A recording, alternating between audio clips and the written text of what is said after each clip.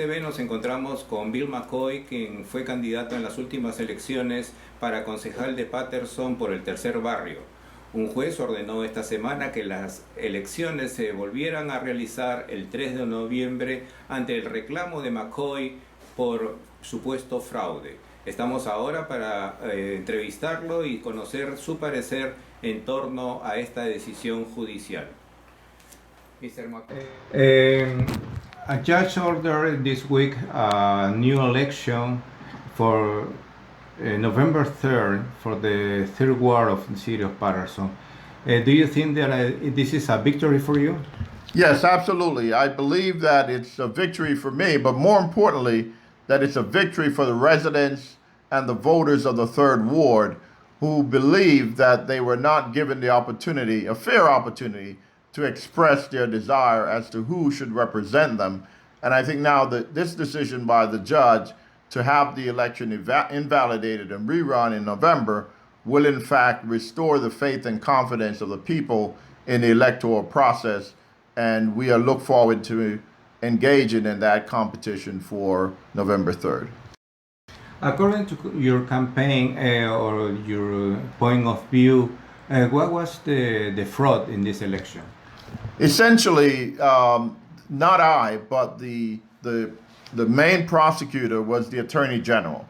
As you know, not only the Attorney General, but the FBI was in town. The Postal Inspector was looking at this election as well. And our local prosecutor examined all of the evidence and the facts, and they concluded that in fact there was voter fraud committed, that in fact folks tampered with the electoral process. And as you know, Alex Méndez, among others, was arrested by the AG on the suspicion of conducting these illegal activity. Okay, according to your campaign, what do you expect? How do you expect at the beginning of the campaign? How you expect these results? Obviously, we were disappointed with the results. We clearly felt confident that we had given good service to the public and that we had expected the residents to return us to office. With the irregularities that went on, and quite frankly, with the cheating and voter fraud, that was not the outcome. We were not satisfied, and so we pushed to ensure that the voters got to express their right to vote for whom they want to represent them. And by the evidence the AG presented and we presented in court, the elections was invalidated, and we will have a new election on November 3rd. The last election was vote by mail. Yes. Okay, do you think that it is dangerous, the vote by mail? Quite frankly, the way it was conducted in Paterson with the issues that were going on with the pandemic created a problem. But I don't believe vote by mail in of itself is wrong. By allowing vote by mail, you're giving everyone an opportunity to participate in the electoral process. And in this case, the governor, Phil Murphy, felt that it was better for folks to be safe at home, to protect themselves and their family by voting by mail. It's the unscrupulous person, the dishonest person that will take advantage of that situation and cheat and do what is not appropriate. That raised this concern. But luckily for us, there were enough law enforcement officers assigned to Paterson, and they were able to detect, identify, and in this case, arrest those that have perpetrated that fraud on the residents and the voters of Paterson. Do you think that at this time it's going to be a fair election by mail? Absolutely. I think that everyone now knows that from the highest level in the government, the President of the United States, who had mentioned Paterson numerous times in his address, is concerned about the fraud and inconsistencies that occur in the city of Paterson. I believe, and I concur with the governor, Phil Murphy, who indicated that he has assigned the Attorney General to look over ensuring the integrity of the voting process. And if folks do something wrong, if they break the law, that they will be prosecuted to the full extent of the law, and I'm confident that the AG will carry out that function as it's been assigned to him by the governor.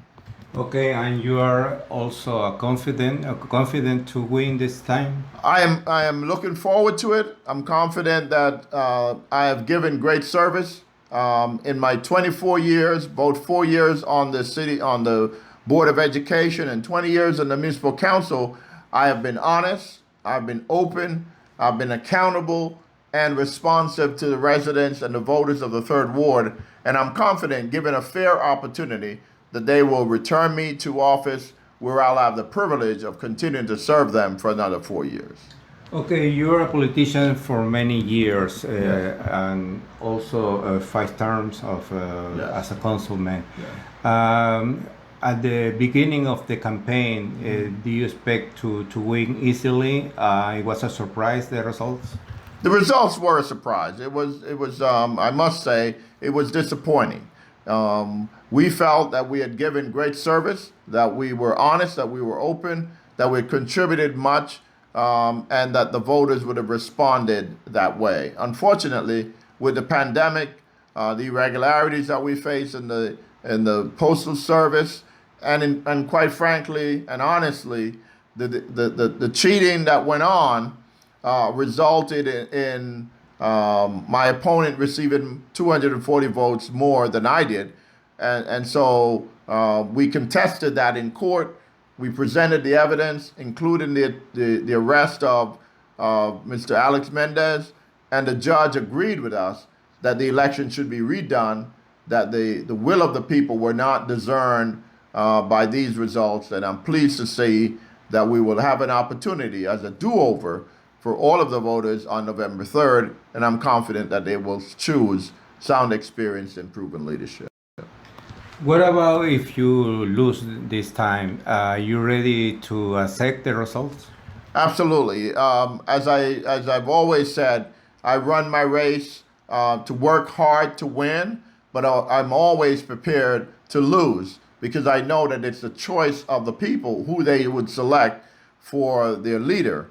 But in this case, we did not have a fair and open election, and so we raised our objection to the underhanded things that were done, and the Attorney General agreed with us, the courts agree with us, and consequently, the presumptive winner was not able to take the seat on July 1st, and in this case, we'll go back to the polls on November 3rd, where everyone will have an opportunity to honestly and openly vote with regards to their choice to represent them in the Third Ward. Okay, the city of Paterson is facing too many problems at the same time during this pandemic. A lot of murders, a lot of people dead, gun violence, and also racial discrimination, racial tensions. What do you think about this is going to be in the future of Paterson? I think the city of Paterson, along with the country, will wrestle with these problems. Gun violence is up in Paterson, but it's also up all across this country. We see it in Chicago, we see it in New York, and we're seeing it right here in our hometown of Paterson. It's sad, it's unfortunate. There are underlying issues that lead to the despair that would have someone, using a gun to murder someone over drugs or whatever the reasons might be. So we have to make sure that we have programs and assistance at every level to address some of these underlying concerns. We have on November 3rd also on the ballot a choice to be made with regards to who will lead this country at a federal level. Former Vice President Joe Biden is competing to be our new president, and I suspect that he and Kamala Harris has plans as to how they would differently address the issues and concerns of our community. And I'm confident that working with our federal, state, and local government, we in Paterson can turn the corner and improve the quality of life for all residents and all citizens in our city. This week also Maria Magda, Yes. a long-time politician here in the Latino community passed away. Yes. What do you say about this? I'm heartbroken. Maria Magda, Councilwoman Maria Magda, was one of those old school elected officials, I would say, affectionately, who was concerned about giving back to the community and giving service. And it doesn't matter your ethnic background, where you're from. When you reach out to Maria Magda, she responded. She was a beautiful soul, and even after she left the council, she still was committed to the people and her faith and practiced that every day. We will miss her terribly and her leadership, and I hope in my time of service that I can come close to providing the quality of service that Maria Magda provided during the time that she was with us. We're better having known Maria Magda, and we salute her and a record of service, and we owe a debt of service to her in the person that she was and the life that she lived, a life well lived. Okay, Mr. McKoy, thank you very much for this interview. If you want to add something in this.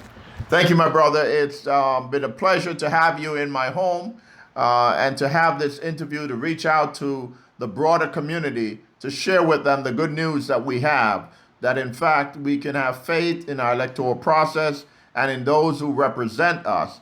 And at all times, we should conduct ourselves honestly, openly, and leave ourselves accountable to the people and to the public that we serve.